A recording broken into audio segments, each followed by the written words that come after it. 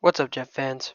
So, the Jets fall to 7 and 8 against the Jaguars on Thursday Night Football, and I'm not that excited to make this video, honestly. It was a pretty miserable game.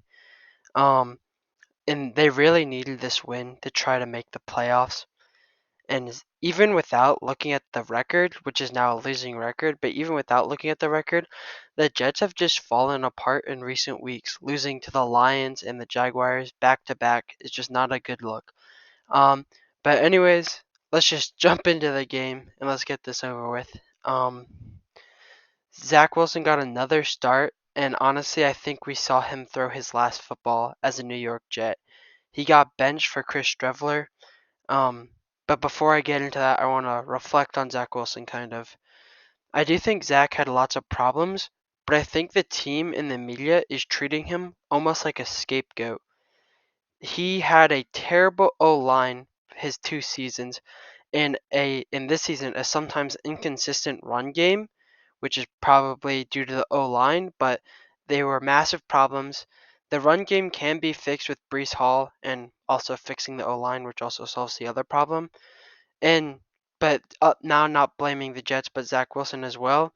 Zach just did not fit this scheme, which was weird. Like I've been saying in a couple of videos, Zach Wilson can win you games, but he can also lose you games. And I think surprising to most people, especially at the beginning of the season, the Jets offense is good enough to win games themselves, sometimes anyways. And you don't need someone to play hero ball like Zach. And so I just think he really didn't fit where the Jets were, honestly. And it's kind of weird because like he was compared a lot to Aaron Rodgers, and the Packers and Aaron Rodgers run a very similar to offense, but obviously it's just not working with Zach Wilson and the Jets. Anyways, now going back to Chris Streveler and the game, he did come in, which was fun and stopped the miserable game for a little bit and kind of made the Jets exciting, but they just honestly couldn't score with him, which was not that good. And I don't think Jet fans should get too hyped for him. I think the Jaguars were just not prepared for him, honestly.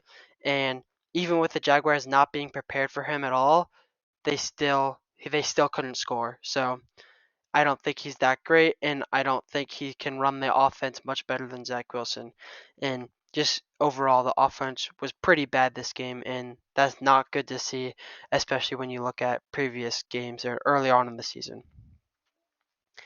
Anyways, with the defense, Quinnen Williams came back, and you could definitely tell the defensive line, like I said in the last video, the defensive line was not good last week, and now you could definitely tell that the defensive line was playing a lot better.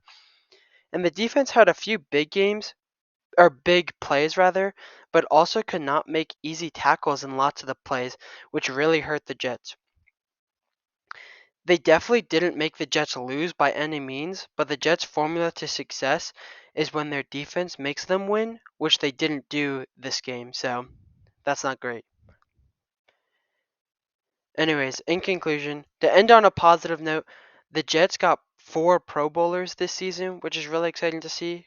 Quinnen Williams, CJ Mosley, Sauce Gardner, and Justin Hardy, who's a special teamer. So it's good to see that they're getting some respect and they got 4 Pro Bowlers. Also, once again, trying to end on a positive note after a pretty bad game. I do want to note that before the season started, and honestly early on in the season, I don't think anyone would have expected the Jets to be where they are right now, trying to get a playoff spot, which I don't think is going to happen anymore. But at least they're playing meaningful games in December. Um, and honestly, I know next season Jet fans are used to looking on to next season, but I think we're doing a lot later this time. But looking on to next season, um, I think if the Jets can fix the O line and, or more realistically, or the quarterback position, we could make a deep playoff run. Like this roster is young and good enough. If you solve one of those problems, which might also solve the other one, the Jets are a really great football team and can make a deep playoff run.